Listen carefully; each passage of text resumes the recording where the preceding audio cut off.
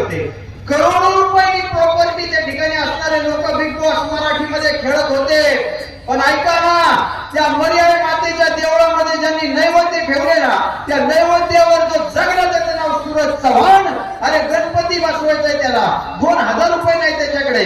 गावातल्या पोरांना म्हणलं चला ना आपण गणपती बसवू. पोरं म्हणले येड्या बरोबर काय गणपती बसवायचा, त्याच्याबरोबर गणपती बसवायला तयार झाले नाही. माय बाबा तुम्हाला होईल तो भोग सांगायचा देवावरती भार घातल्याच्या नंतर लोक तयार झाले नाही पोरं गणपती बसवायला.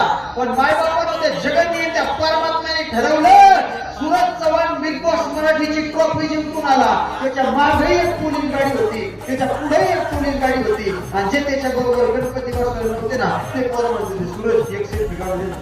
तुमचा काळ येतो काळ, फक्त त्या जगन्य त्या परमात्म्यावरती भार घाला.